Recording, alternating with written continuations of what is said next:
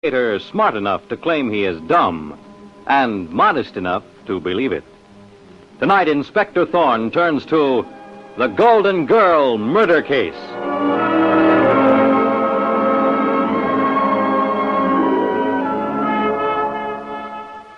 The story opens in the private drawing room of a train speeding into New York City as we see Roberta Ralston, the golden girl of stage and screen, in the arms of her husband of a day, young and handsome Larry Holt.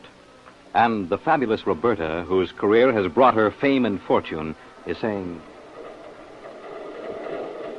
"Oh, how lucky I obeyed that whim to visit my old hometown, Larry. Otherwise, I wouldn't have met you, fallen in love, and eloped with you all in a few short weeks." Oh, Roberta, the miracle is what a dazzling girl like you could see in a plain Joe like me. I'll be trying to tell you all through our honeymoon, Larry. Oh. Are you glad we're going to my lovely brownstone house in New York? I don't care where we go, Roberta. Where this train takes us as long as I'm with you. Darling, we'll have such a wonderful honeymoon. The door. Who's that? Remember me, Larry? The girl you left behind you? Oh, Janet Mills. What are you doing here on this train? Who's got a better right to wish you and your bride good luck but the girl you were engaged to for 3 years? The girl you jilted practically at the altar. Oh, now, Janet. I suppose you'd like me to take it lying down, wouldn't you? Janet. I suppose after 3 years of loving you and waiting for you, I'm supposed to cross it all off just like that. No, of course not. You ought to know how tough it was for me to tell you, to write you that I couldn't marry you. Yes. After 3 years, I get a letter. Goodbye, good luck. I'm marrying the golden girl of stage and screen, Roberta Ralston. I feel rotten about it, Janet. And so does Roberta. Oh, Roberta feels rotten, too. Yes, Janet. But things happen that way, and sometimes people get hurt. But you never get hurt, do you, Roberta? I'm sorry. I know how you must feel. You know how I feel. You, Roberta Ralston? You have everything, looks and fame and money. And I had only one thing in my life, Larry. And you stole him away from me. Please. You saw Larry and you wanted him and you took him. Well, that's too bad. Sure, I took Larry away from you. I won. So run along. Listen, Roberta Ralston. I'm not going to let you get away with it. I found out you and Larry were going away on this train and I followed you. Can't you get it into your head, Janet? Larry and I couldn't help it. We fell in love. We got married. You don't know what love is. You never will. I hate you. I don't have to listen to this. Larry, call the conductor. Don't bother, I'm going. But don't think you're going to live happily ever after. You haven't seen the last of me.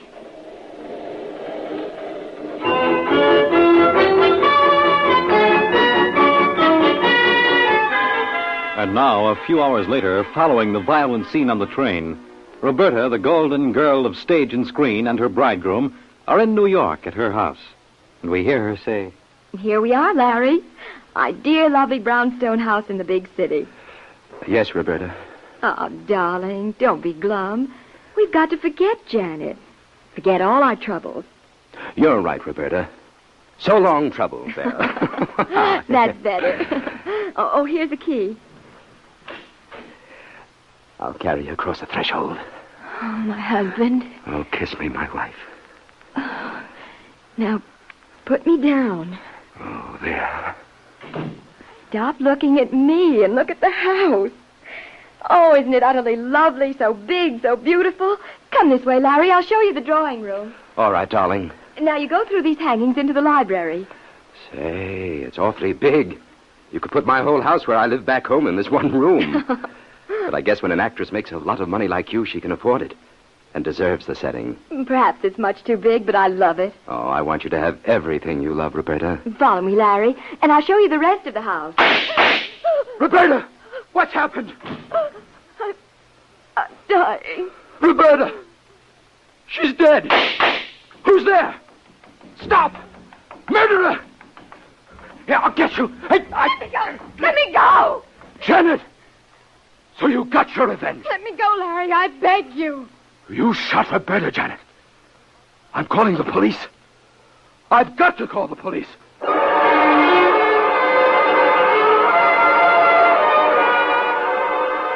And now we see one of the most famous crime fighters of the day taking control. A man who looks like anything but what he is. the spectacular young Inspector Thorne of Homicide. With his assistant, Sergeant Muggan, by his side, the young black-haired Inspector Thorne is confronting a haggard Larry Holt and saying, Mr. Holt, your marriage yesterday to Roberta Ralston was announced in the papers, so I know about that. I suppose you came here on your honeymoon? Yes, Inspector Thorne. Please tell me what happened, Mr. Holt. We'd just arrived here. Roberta started to show me the house. I was following her as she went into the library. She passed through those red hangings. There were 2 shots. She fell. I ran forward. There were 2 more shots aimed at me, I thought, and then... Yes, go on. This is hard for me. I know. Take your time. Time won't help. You see, I believe I know who murdered Roberta, and I'm to blame. You? How come? Just a moment, Sergeant Muggan. I don't want my partner to rush you, Mr. Holt. I'm sorry, Chief. Now, you were saying you think you know who killed your famous actress wife. Who was it, Mr. Holt? Another man or another woman? It was a woman, Inspector Thorne. What's her name? Janet Mills. We were engaged for a long time back in the small town where we lived, Carrollton. And then you eloped with Roberta Ralston, the golden girl of stage and screen. We couldn't help it, Inspector Thorne. We fell in love. But Janet Mills didn't see it that way. Jealousy's always a strong motive for murder, Chief. Yes, Sergeant Muggan. It was awful. Janet followed us on the train as we came to New York. Threatened Roberta. I wish I'd never gotten Roberta into this. Steady, steady. Well, why didn't Janet shoot me instead of Roberta? Maybe Janet didn't shoot anybody, Mr. Holt. A threat is not necessarily murder. But after the shots, I heard Janet running away, and I caught her. Where is she now? I locked her in the next room, Inspector. Come on, Sergeant Muggan. Be easy on Janet, Inspector.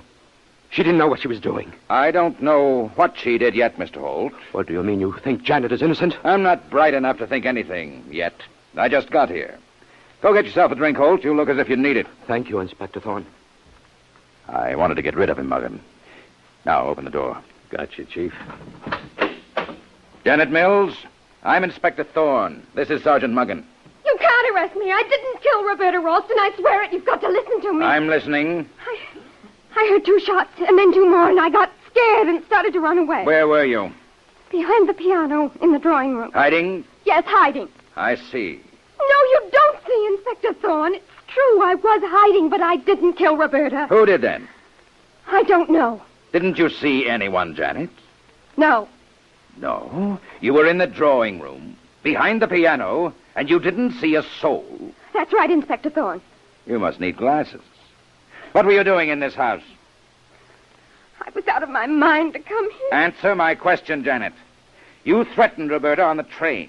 You sneaked into this house and concealed yourself behind the piano. What was the idea? I planned to plague Larry and Roberta. I thought I could get revenge by popping up wherever they went and spoiling their honeymoon, Inspector Thorne. That's a hot one, Chief. I know now. I was crazy, Sergeant Muggan. Janet, how did you get into the house? I found the back door ajar and came in that way, Inspector Thorne. The back door, eh? Then you went into the drawing room and waited. Yes, Inspector. It was only a few minutes before Larry and Roberta arrived. I watched them a bit, and I was just going to come out and show myself when I heard the shots and tried to run away. And all this time you saw nobody, Janet? That's right.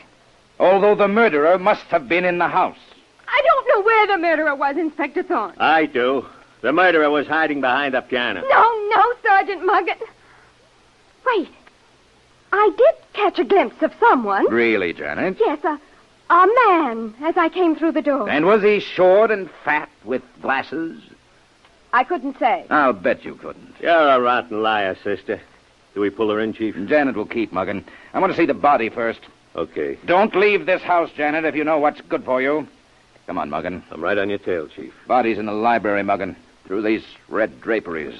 Yeah. There she is.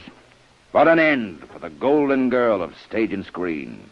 2 bullets and fade out. 2 bullets, Chief? Yes, she was shot twice, Muggan. Look here. The other 2 shots went in another direction. Hit this wall. Those 2 bullets must have been meant for Larry Holt and went wild. It looks that way. Check ballistics, Muggan, but I'll bet the murderer fired from behind those red hangings separating this room from the drawing room. Yeah, and that just about nails down the jilted fiancée, Janet Mills. Muggan, look at this pile of mail on the desk addressed to Roberta Ralston. Waiting for her to get back home, I guess. Some welcome. Bills, bills, bills. Why not? She was the golden girl. The papers were always talking about how much she made. Evidently, she spent it as fast as she made it. Here's a bill for interior decorating, $10,000. Another $15,000 for a fur coat. A doctor, $550. Wristwatch, $1,200. Yeah. Just don't tell my old lady. What gets me is some of these bills are months overdue. Well, little old golden girl was out of town. I wonder... Hold on. Someone's coming in the front door. Should I go? No, wait here, Muggin. I'll see who it is. Okay. How do you do, ma'am? Oh, what? Well, who are you? I'm Inspector Thorne. What's that bag on your arm? Well, it's a shopping bag full of groceries. What business is it of yours? I'm a police officer. What's your name and what are you doing here? I'm not saying another word until I know what this is all about. All right. I'll show you. Come with me. Where? Into the library. If this is some Sergeant Muggin, step aside and let this lady see the body. Okay, Inspector. Body? Oh! Oh, it's Roberta. Dead. Murdered. Oh, my poor baby, my poor baby. Oh, how terrible. Come along outside now. Oh, yes. Oh, the sight of her lying there. She was so young and beautiful. I'll never get over this. Never, never. I wonder. What? Somehow I think you're making more fuss than you feel. What do you mean by that, Inspector Thorne? Just what I said. Now, who are you? I'm Polly Price. I was housekeeper and companion to Roberta. Housekeeper companion? I'd say you were an actress. Well, you've got a good eye, Inspector Thorne. I was on the stage for many years before taking this job. Where have you been, Miss Price? Out marketing. I got a telegram from my poor Roberta. The darling said she was coming home with her new husband, so I went out to stock up on food. I'm pretty dumb, Miss Price, but the way I figure it, you must have been gone at least 2 hours. Does it take that long to buy that small quantity of groceries you're carrying? Well, you've caught me, Inspector Thorne. I stopped off for a cup of tea. Where did you have this tea? Well, I might as well admit it. It wasn't tea. It was a beer. Where did you get the beer, Miss Price? Look here, you're barking up the wrong tree. It's perfectly obvious who killed Roberta. Yes? Who? Ogden Barnett killed her. Ogden Barnett? And who is he? Ogden's the producer who helped Roberta get her start on the stage, and that led to her getting in the movies. Then Ogden began to drink, hit the skids. Roberta let him live on the top floor of this house when she was gone. And sometimes when she was here. You say the producer, Ogden Barnett, lived here in this house? Yes, he did. And I'd like to know why. What do you mean by that? You guess. I don't go for hints and innuendos, Miss Price. If you've got something to say, say it. Inspector Thorne, doesn't it seem peculiar that Roberta let Ogden live here like that? I thought you said Ogden gave Roberta her start. Yes, but he didn't do that much for her. All he did was give her a little part in a play. I see. There could have been something else between the two of them, Inspector Thorne? What?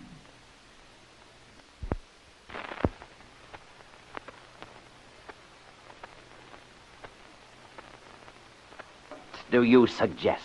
I wouldn't dream of suggesting anything. It sounds to me as if you're suggesting plenty. I'm only trying to help, Sergeant Muggin. Then answer this one, Miss Price. If Ogden Barnett lived in this house, where is he now? In some gutter, probably. Now, look, if you don't believe what I'm telling you, here's the telegram I got from Roberta this morning. It'll prove what I say. It says, coming home with my husband, get out the welcome mat. Please tell Ogden Barnett and ask him to leave before my husband and I get there. And it's signed Roberta. When I told Ogden that Roberta was married and he'd have to clear out, he carried on like a regular madman. Said he'd kill Roberta rather than never see her again.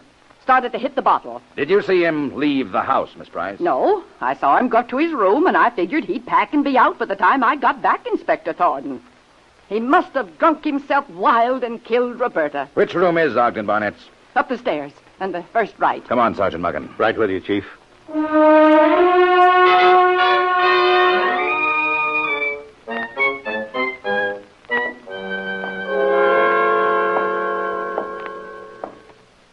She said the first door to the right, Muggin.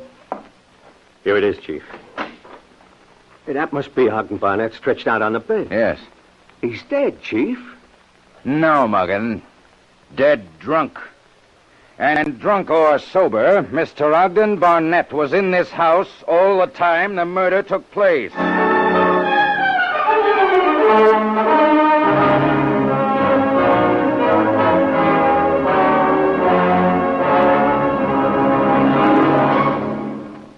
Inspector Thorne in The Golden Girl Murder Case will return in just a moment. But first, tomorrow, the new comedy team of Bob Elliott and Ray Goulding come to the NBC microphone in a full hour of light satire and nonsense sketches. Bob and Ray tomorrow night and every weekday afternoon, Monday through Friday. Then on Sunday, there's High Adventure with the Saint. Then the Whisperer brings you suspense as he enters the underworld to solve cases which have baffled the law. Later, screen actor Lloyd Nolan comes to the NBC microphone as Martin Caine, Private Eye, a fellow who has the uncanny ability of being able to get himself into plenty of fast-moving, hard-hitting trouble. Then there's Mr. Moto, ace Japanese-American security agent, intent on preserving world peace while fighting those who seek to plunge the world into another war. Make a listening reminder to hear The Saint, The Whisperer, Martin Caine, Private Eye, and Mr. Moto this Sunday. Then Thursday evening, hear stories dealing in time and space, and brought to you in future tense on Dimension X. Yes, for the best in summer radio entertainment, keep tuned to this, your NBC station.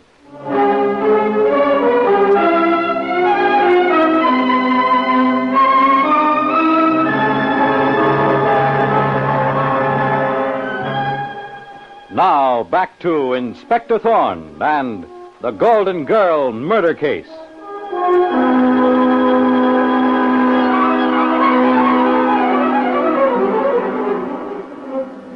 When dazzling Roberta Ralston, the golden girl of stage and screen, is murdered a day after eloping with handsome Larry Holt, Inspector Thorne uncovers a situation seething with emotion. Janet Mills, Larry's jilted fiancée, is caught running from the murder house after the shots. Then the inspector meets Polly Price, an ex-actress working as a housekeeper companion to Roberta, and Polly accuses Ogden Barnett, a down-and-out producer who has been living in the murdered woman's house, of killing Roberta when he was told to clear out. Then Inspector Thorne finds Ogden Barnett dead drunk in his upstairs bedroom. And now, Ogden Barnett has been restored to consciousness, and we hear the inspector saying to him, All right, Ogden Barnett. What's your story? I haven't any story, Inspector Thorne. I'll prompt you. Roberta Ralston, the famous actress, permitted you to live here, didn't she? Yes, that's true. Why? Well, that's an embarrassing question, Inspector. I'm afraid you'll have to answer it. And I've had a string of unlucky breaks, Inspector Thorne, and I drink too much. Roberta was the most generous girl in the world. It would seem so. To take a man who has no claims on her and support him. I don't know what you're implying, Inspector Thorne. I gave Roberta her start in show business, and she was grateful. I understood you merely gave her a small part in a play. That was the part that made her, and she knew it. All right, we'll skip that. Go on. I taught her everything. I did. If she were alive, she'd tell you. Yes, but she isn't alive, so it's only your word. It's the truth. If it is, then it seems you felt you had a claim on Roberta. And how did you feel when you were given your hat and told to go? Well, I was... A short time before Roberta was murdered, Polly, the housekeeper, told you she was married and bringing her new husband here, that you'd have to clear out. Isn't that so? Yes. What did you do then? Well, I took a few drinks. Quite a few, I'd say. Yes, Inspector. I was celebrating. And if you know everything, you know I was celebrating the last coffin nail in the heart of Ogden Barnett. I see. I loved Roberta. And now that she's dead, I don't care what happens to me. The point is, did you kill her rather than lose her? Kill her? I tell you, I loved her. You say you took to the bottle in despair.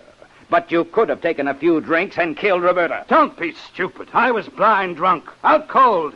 I didn't even know what was going on. So you say. You saw me yourself, Inspector Thorne. How could I have killed Roberta if I was unconscious? No doubt your intelligence is higher than mine, Barnett. But it doesn't take many brains to figure out that you may have gotten blind drunk after the murder, not before. I didn't. Maybe you hoped to cover yourself that way. You threatened to kill Roberta. Who says so? The housekeeper, Polly. Polly? Huh. Polly might have shot Roberta herself. The hypocritical old bag was cheating Roberta right and left. Cheating her? Polly took care of the household, and Roberta never checked up on her. Over the years, Polly must have stolen a pretty penny. Keep on talking. Maybe Polly was afraid the new husband wouldn't be as trusting and open-handed as Roberta. Maybe she was afraid of being found out. Could be. Oh, what is it, Sergeant Muggin? We found a murder gun, Chief. Where? That's just it. We found it in Polly Price's shopping bag. What? That doesn't make sense, Muggin. Polly was out. If Polly murdered Roberta, she wouldn't have brought the gun home in her shopping bag. What's the joke, Barnett? That might be just what Polly wants you to think. What? Don't sell Polly short, Inspector Thorne. Do you know what her act was before she retired from vaudeville? She was one of the cleverest mind readers in the business. Is that so? Come on, Sergeant Muggin. We're talking to Polly Price right now, and we'll see who mind reads who.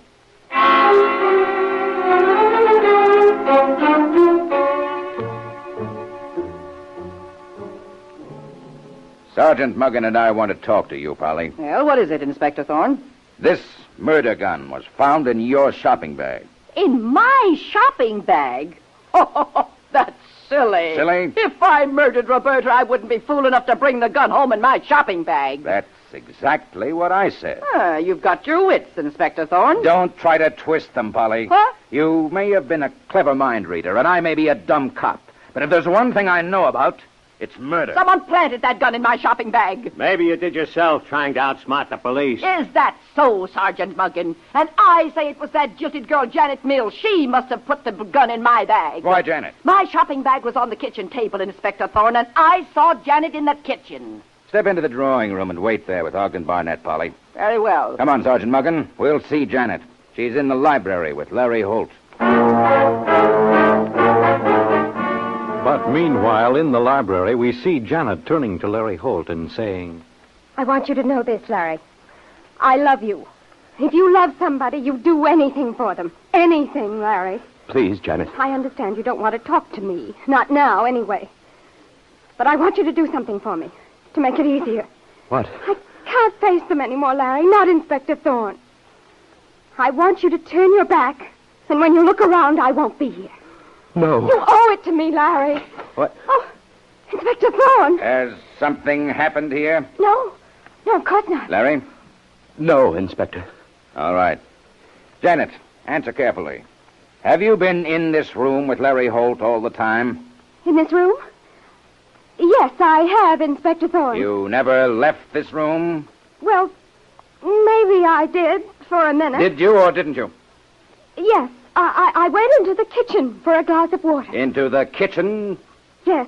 Was Polly Price's shopping bag on the table? Shopping bag? I don't remember. I think you do, Janet. Well, maybe I did see some sort of bag on the table.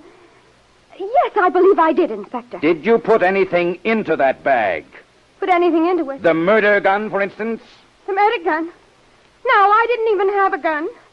Larry, you were here. Tell Inspector Thorne. Tell him. Tell him what, Janet? You saw me go into the kitchen, Larry. You can tell the inspector I wasn't carrying a gun, that I couldn't possibly have been hiding a gun or anything else. Please, Janet. Tell him, Larry. I can't say what I don't know, Janet. I'm afraid I didn't notice one way or another. I'm sorry. Come with me, both of you. Where to, Inspector Thorne? Through this door and into the drawing room, Larry. Polly Price and Ogden Barnett are in there. I want all four of you together. But, Inspector... Bring them along, Sergeant Muggin. You heard what Inspector Thorne said, Janet. Get in there. You too, Larry. All right, Sergeant Muggin. Now what's going on? You'll see, Polly. Huh? Now, all of you. Ogden, Polly, Janet, and Larry. When I first came here, I found this stack of bills on the desk, addressed to Roberta Ralston. Well, what about it? Just this, Polly. Roberta was the golden girl of stage and screen. She earned a lot of money, but also spent a great deal. Everybody knows that, Inspector Thorne. True, Barnett. But as a simple policeman, I'm interested in the money aspect of this case. In other words, who gets Roberta's money? I can tell you that, Inspector. Certain stage charities get some, and the residue goes to Polly Price. Is that right? Is it, Larry? I don't think so, Inspector Thorne. You see, Roberta and I were flying to Europe after a few honeymoon weeks in New York. And we decided not to take any chances. We made wills in each other's favor. You're lying, Larry. I get the money. I'm sorry, Polly. I'll sue you. I'll contest the will. It wouldn't be worth your while, Polly. I'm not going to lose all that money, Inspector Thorne. I've checked Roberta's finances, Polly. An easy job, Because in this mail, there was an urgent letter from the Internal Revenue Department about Roberta's taxes. So what? Roberta owes the government thousands of dollars in back income tax. So much money that it will consume all and more of her estate. No! Roberta Ralston, the Golden Girl, was broke. I don't believe it. Roberta threw money away like waste paper, Larry. She was prodigal, and she was generous. I told you so. Yes, Ogden Barnett, and now I believe you. You're making it up. It's some ghastly joke, Inspector Thorne. You can see for yourself, Larry. Roberta was rich. I know she was rich. Roberta didn't have a dime. But she lived like a queen. I thought she had millions. How could I make such a mistake? Mistake? You married Roberta for her money, Larry. And she was taken in by you because she was essentially gullible and never thought about money herself. It's true. I loved Janet all the time. A fortune hunter. Call me any name you like. I'm to blame for everything. Roberta's death and driving Janet to murder. Just a minute. None of that. You're the murderer, Larry. No. You killed Roberta yourself and took advantage of Janet's wild actions to plant the murder on her. You're wrong. I suspected you from the first because the 2 shots meant for Roberta went right to the bullseye, while the 2 evidently meant for you went so wide a 2-year-old child could have shot them. It's a lie. I didn't shoot Roberta. Janet, you were there. Tell them the truth. Tell them I didn't kill Roberta. How big a fool do you think I am?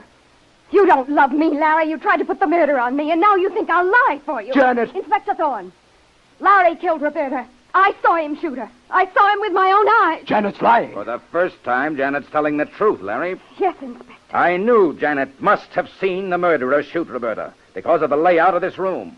She was facing those red hangings. She'd have had to see the killer. I knew she was protecting someone.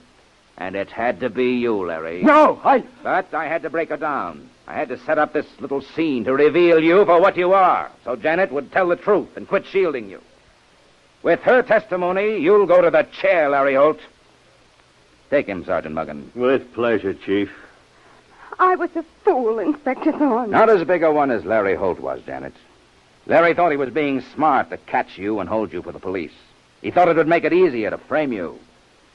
The rat was caught in his own trap.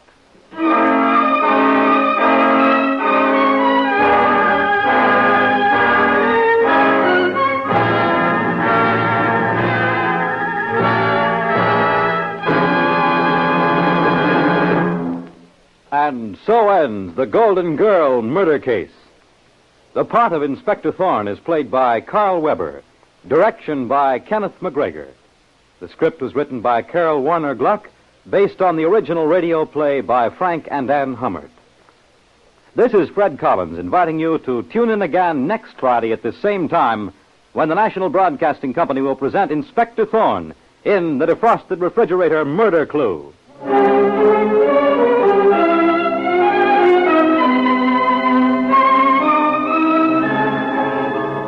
Stay tuned for Mr. Keene, Tracer of Lost Persons on NBC.